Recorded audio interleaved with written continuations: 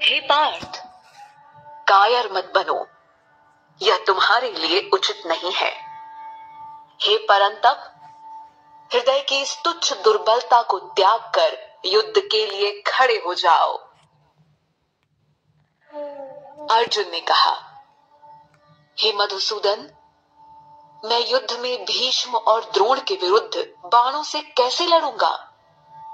हे अरिसूदन, वे दोनों ही मेरे लिए पूजनीय हैं।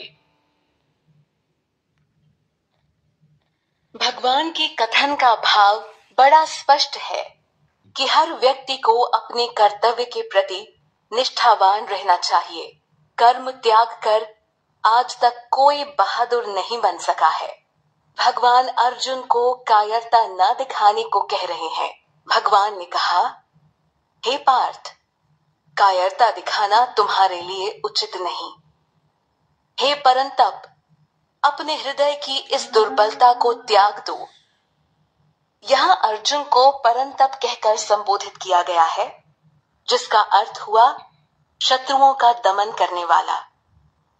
अर्जुन क्षत्रिय थे, तो परिस्थिति के अनुसार उत्पन्न इस युद्ध में शत्रुओं से लड़ना उनका परम धर्म था, न कि उससे विमुख हो जाना।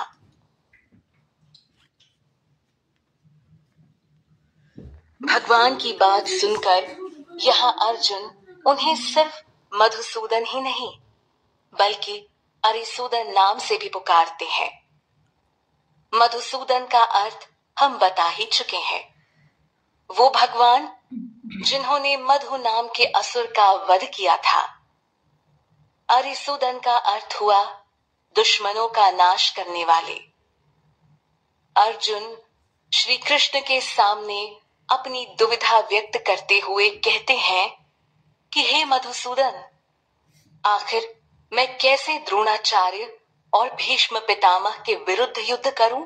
अर्जुन समझ नहीं पा रहे कि आखिर वो किस प्रकार उनके बाणों का सामना करें, क्योंकि वो दोनों ही अर्जुन के लिए बड़े पूजनीय हैं।